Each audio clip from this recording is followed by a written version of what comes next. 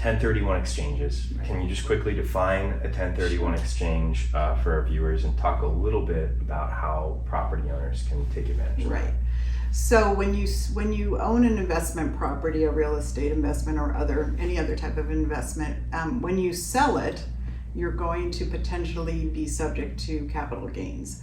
So, and it's basically a simple math. How much did you pay for the property? What costs have you and improvements you've put into the property over the years you've owned it, minus what you sold it for, and that's called a capital gain. You pay tax on it, and that's the simplest way to dispose of a property. But if you've held a property a long time, you have a huge gain, and you're interested in staying in that investment field, you can do what's called a deferred exchange, or a 1031 exchange, also called sometimes a like-kind exchange.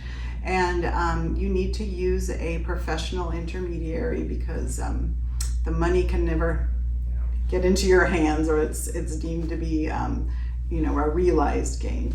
But what you do is you basically put your property into this exchange.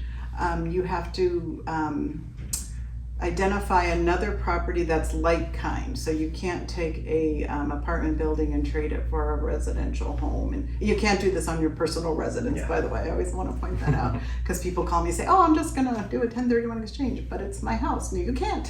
So, and as long as you invest in something that's higher than what you're giving up, you can take the gain and roll it over into the next property. So you don't pay tax until you ultimately sell the final property, but you can roll things over again and again and just keep pushing that gain further out into the future.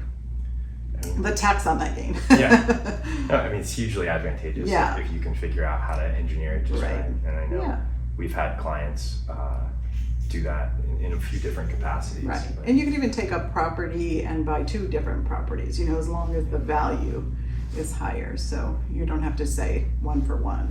That's really interesting and unique too, though. I think a lot of people don't realize that. Right. It makes sense.